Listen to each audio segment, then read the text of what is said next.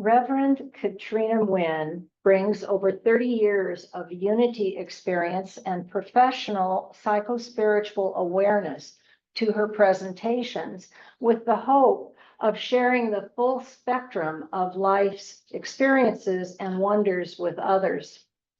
She likes to challenge us to be mindful while also being our most heart-centered selves and to realize our greatest potential individuality as a collective.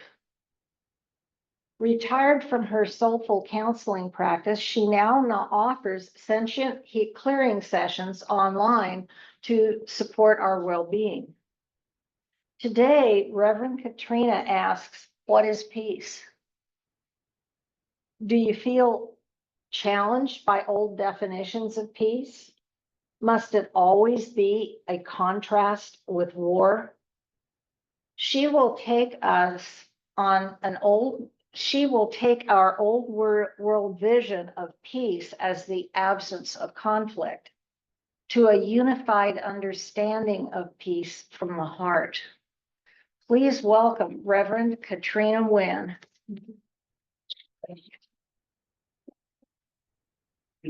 Thank you, Linda. Thank you.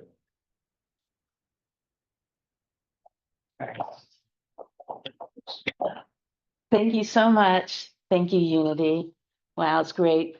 I have to say, it's such a wonderful privilege to be with you for these, I think, 32 years or something now. It's like, I know Lucy from way back. And I love seeing new faces, because Unity touches so many people. And so when I noticed that the topic was peace, one of the first things I do is my head starts doing research, right? I'm like, wait, what's the definition of peace? I'm very curious about that because we have these interesting assumptions. And I really appreciate the fact that in Unity, the topic isn't just peace. It's about how do we surpass this understanding? How do we move beyond it, move beyond, I would say, dualistic limitations? And those are some of the things I'll be talking about. And I know that the heart is one of those places where we do transcend that. And that's something we emphasize so much here at Unity. But before we do that, I actually want to go back to the dictionary. What does the dictionary say? Because keep in mind, when you're looking at a dictionary, you're looking at what does just about everybody agree to. It's like a consensus reality of the meaning of a word, whether we individually agree with it or not. And so peace is a noun. And it says it's the absence of war or other hostilities. All right, so you either have peace or you have war. And then also it can be an agreement or a treaty that ends hostilities, a peace agreement. It's also freedom from quarrels and disagreement. So in that case, they're talking about harmonious relationships. And they give an example, like neighbors living in peace with each other. Right. So, gosh, let's really put focus on the fact that they're not having a war with each other right now by calling it peace. So basically, peace ends up being the de facto absence of war, as opposed to the kind of loving state that we try to focus on and promote here at Unity. And that's the contrast I'm going to be looking at. So you probably know, you've heard of this book. It's a very famous one. It has a title that speaks to this topic. Can you think of what that is? That's right. Exactly. Leo Tolstoy. And he actually wrote it over like a 4 or 5 year period. It was 1865 to 69. And the novel is set at the time of the French invasion of Russia around 1812 in the Napoleonic Wars. And of course, it's a time of great patriotism for Russia. I'm going to pause for a moment. Welcome. Glad you made it. So I just started talking about peace and the definition of peace from the dictionary. So welcome here. And, the dictionary basically says that peace is the opposite of war and the opposite of hostility. And here at Unity, we have a different idea. Now, also, we go back to the Bible. The oldest mention of, let's say, the dove of peace. You associate the white dove and the olive branch with peace. That's familiar to us. Well, so back in the Bible, book of Genesis, right there at the very beginning, there's the account of the great flood. Remember that? And so this is when the dove was sent from Noah's ark, and it returned with an olive branch in its beak. And so this suggested to Noah that the flood waters were receding and that God had made peace with mankind. And so whenever we see that dove and that branch, it's like, oh, I guess God was at war with us, and that's why God sent that flood. So even the symbol of this dove and the olive branch is implying that God's at war with us, which in itself is very dualistic. And I think here at Unity, we may have a different perspective on that. So again, it kind of sets us up. And then even the Romans later on adopted the olive branch as a peace symbol. And so, for instance, if one of the, let's say, generals wanted to surrender, they would bring an olive branch as a symbol of their defeat. All right, so this leaves me with just some beginning questions for you. I do like to ask questions for you to consider. Is peace only defined by war and hostilities? No. All right. Is peace the light to the darkness of negativity? Hmm. How about this? Must there be a relationship of opposition for peace to be known? Is that the only way to know peace is when you have the opposite around? I mean, to me, that's the very basic definition of duality. It gives us something to reflect off of, and there's a purpose for it. But is it our permanent beingness?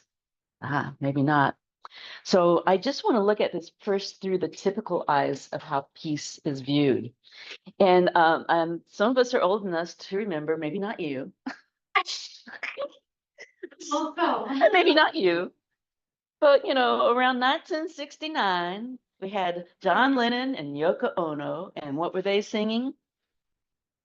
That's right, Give Peace a Chance. And why were they singing it? Because Vietnam War, that's right. And so the Vietnam War went from November of 55 to April of 75. And this was their way of protesting the war, but trying to do it in a peaceful, alternative kind of way, probably very highly influenced by Gandhi, right?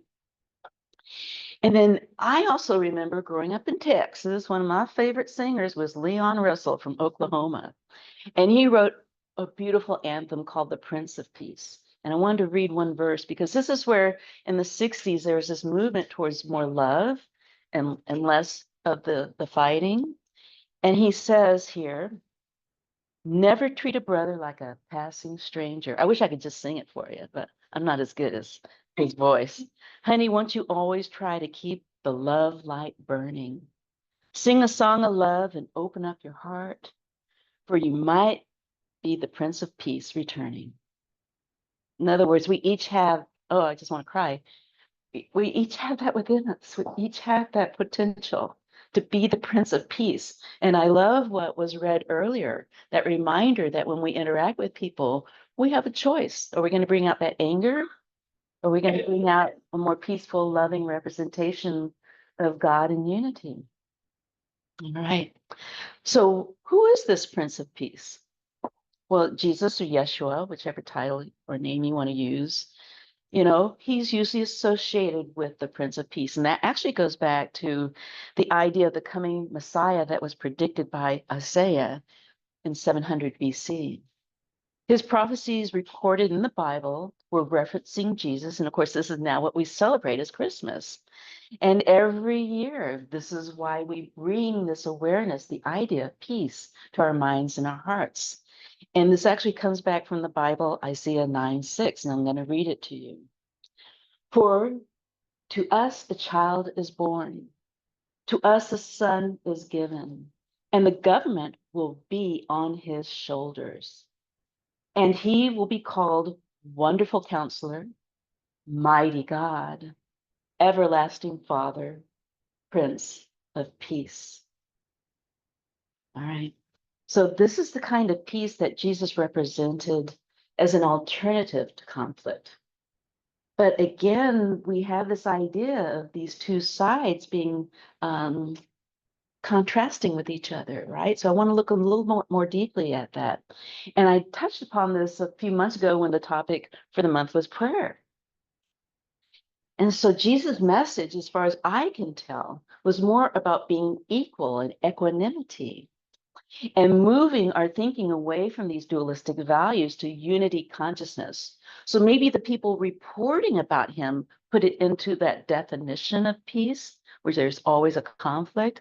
But I actually truly believe his message had more to do with what we study here and practice in unity, where we transcend that duality and that conflict. All right, so I'm going to go back to unity here. And what I was looking, I always go back to those core values, the 5 values. And this is the one that I felt came the closest to that, is the 4th value. And it says, I actually think it's talking about openness, but it says, we are open and receptive to the living spirit of truth. And we welcome everyone. See, there's the equal equanimity, and honor all spiritual paths. We're not against you. We honor you where you are. We're not going to create separation and difference and conflict. I love that. And so now I want to take one more visit back to that dictionary definition. Because remember, it also talked about harmonious relationships. Well, okay, so harmonious relationships is also an outside job. It's like, how do I deal with otherness and others and difficulties when they appear? And what does that say about inner harmony? So I'm going to start off with some more questions here for you about inner harmony. Do you have inner quarrels and disagreements? How's your inner relationship? Are you at war with or reject parts of yourself? And have you ever thought or felt like Mother, Father, God let you down or abandoned you or didn't protect you from harm? And what kind of belief got stuck there in terms of separation and otherness? Those are really important things that most of us human beings do struggle with and learn from. So war isn't always an outside event.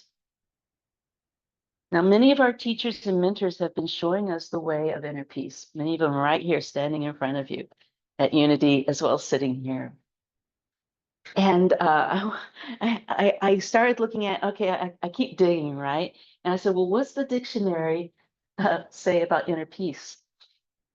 And this is what they said. It says basically it's the opposite of being stressed or anxious. All right, so we still have this dualistic value that gets reflected over and over, whether it's on the outside or on the inside. So how do we transcend this duality? I believe that's what we're here to do. And so I hope you don't mind. I bring in several different influences. And so I was looking at the Lakota tradition, and perhaps you've heard of White Buffalo Woman. And she is a spiritual guide. She introduced the sacred pipe to the people of the Northern Plains. And when it was given as a teaching vehicle to access peace within oneself and to restore harmony with pure essence through the power of prayer. Now, who hasn't heard of a peace pipe, right? And that was also something that people would do with their enemies to come up with a new understanding, which is a treaty, by the way the Western mind looks at it. But that isn't necessarily the way the native indigenous people would relate to it, because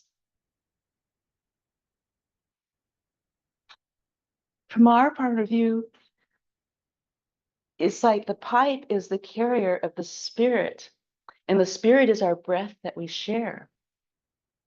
And so even when you go to Hawaii, my Hawaiian sisters taught me there, it's like when you say aloha, it not only represents spirit, but it talks about sharing breath.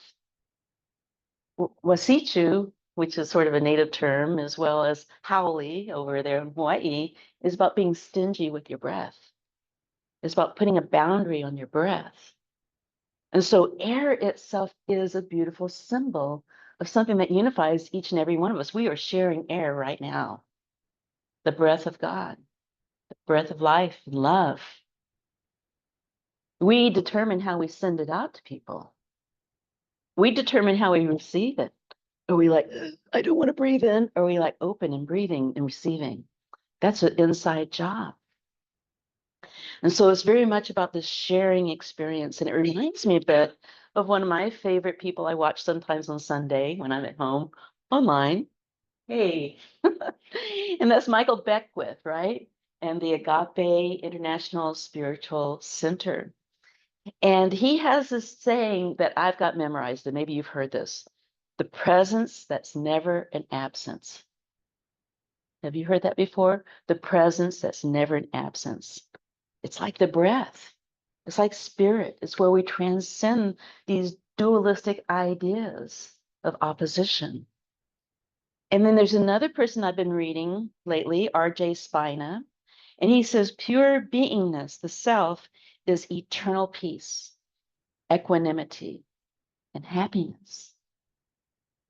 And so looking at the innate peace, this peace that I consider to be our set point. In psychology, we often talk about a set point. It's like your norm, what's normal for you.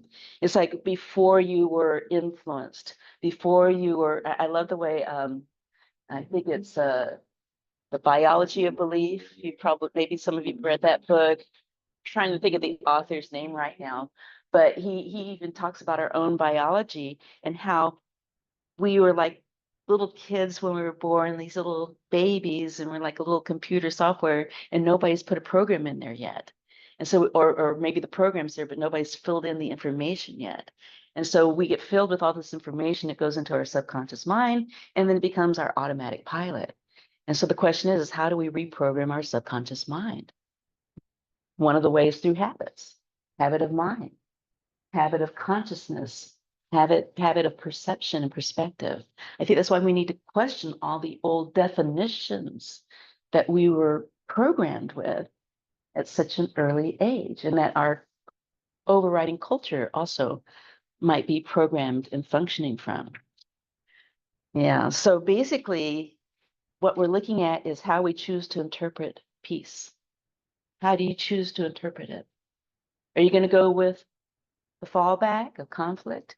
It's the absence of war, and that war is actually the constant and peace is the exception.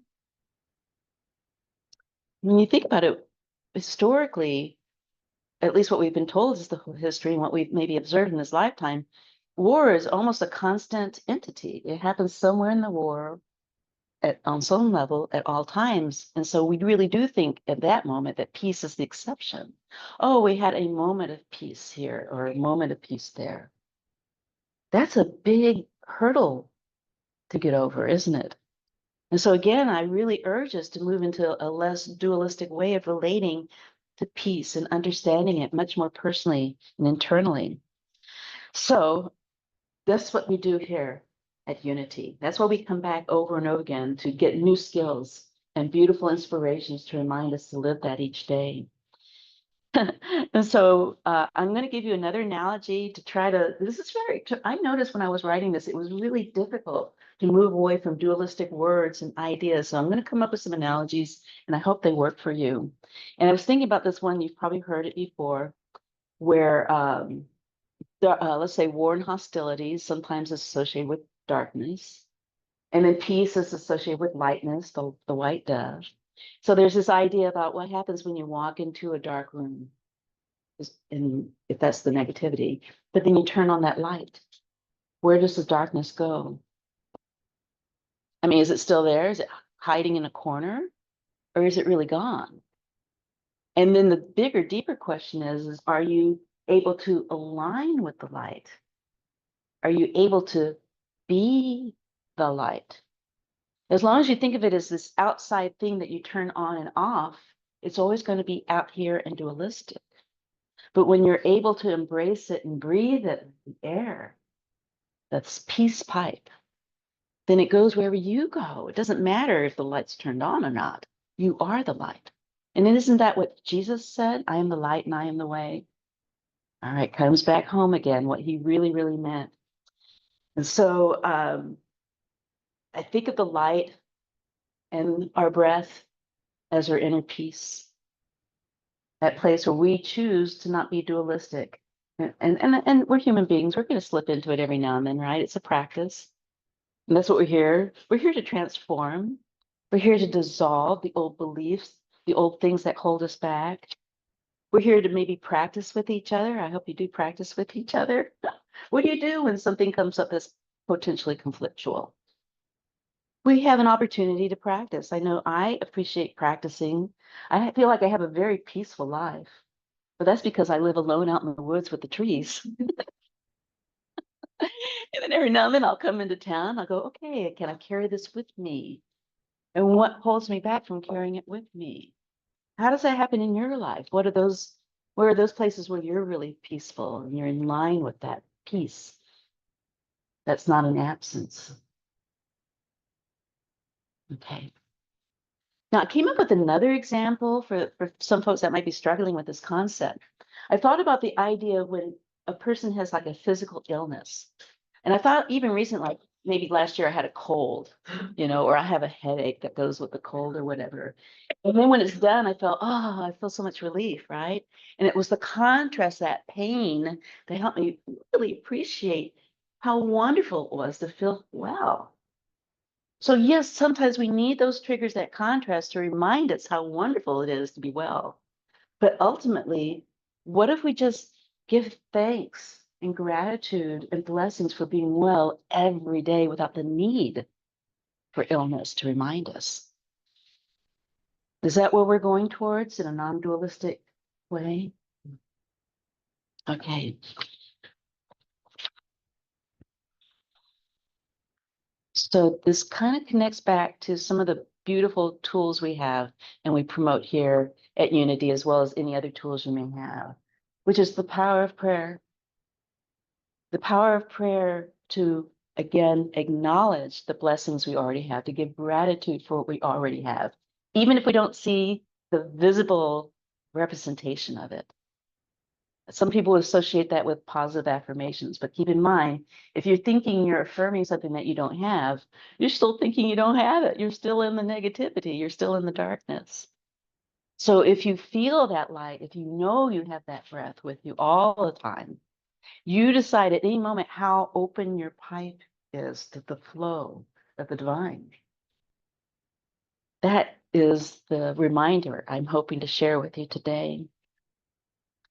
So in Unity, again, we're here to embrace, we're here to forgive, we're here to be open, we're here to breathe together.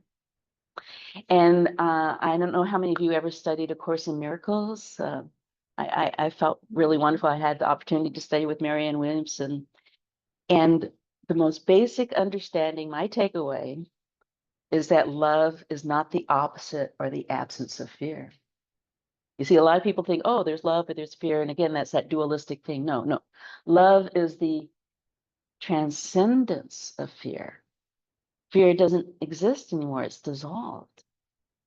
Separation no longer exists. It's dissolved. It's not in existence. It's not an entity anymore. And we don't need other entities, meaning wars and people and difficulties and illnesses, to remind us anymore. Because we just are. We just are, and we know it with every cell in our bodies and every breath that we take. So here's some final things for you to consider. What helps you find and maintain your true inner peace? What habits do you have in your life? What models or reminders? Sometimes we love to have symbols that remind us. Maybe we have a special prayer that we say every day. I know I have lots of prayers I say in the morning, in the evening, sometimes in the middle of the day. And if it's a prayer, does it have gratitude? How about just a gratitude practice? Some people like to journal. Meditation. I actually have a mantra. And what I've noticed about doing a mantra, do you know what a mantra is? Mantra is like a very short phrase, and you say it over and over again. It has a positive energy and meaning and symbolism. And I noticed that I sing the mantra so much that now, when I'm not doing anything, it's automatically like the background, which means I don't have to think and analyze or have fear or prepare for things. It just is my background soundtrack. Now, walking in nature, for some people, that's another wonderful way. So what do you do? What would you like to learn that might help you take that further? How about forgiveness? Who do you need to forgive first? Moi, on many different levels. I noticed I struggled with something for about a year that was so painful for me. And yet I kept coming back to the fact that, oh, wait a minute, I need to forgive myself because I'm blaming myself for either getting into that situation or interacting with that situation. And I just need to love me and forgive me. I and you notice I'm pointing here. So how about clearing the mind and opening the heart center? What is your practice? Yeah. When I looked at one of these difficult situations, I realized when I got down to the core of it, corazon, the heart of it, it was that, I'm going to say a person, was so in their head, their epitome of thinking and calculating, which got me thinking and calculating. And then I realized, wait a minute, they're my teacher to remind me to get out of my head and stay in my heart, you see?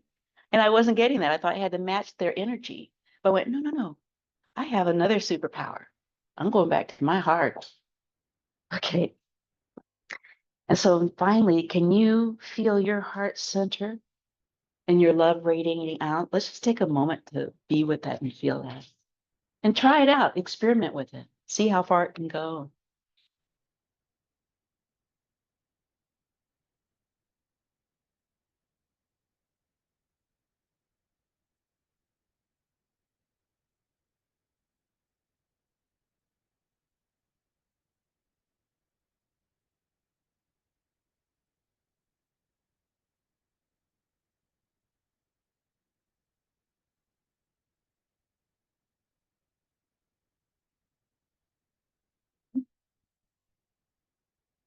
And let it go as long, as far as you like, as often as you like, until it's a constant presence without an absence. I had a prayer for you. I shared it already. So let me leave this as your prayer. Just to be in constant awareness right here. Check in right here.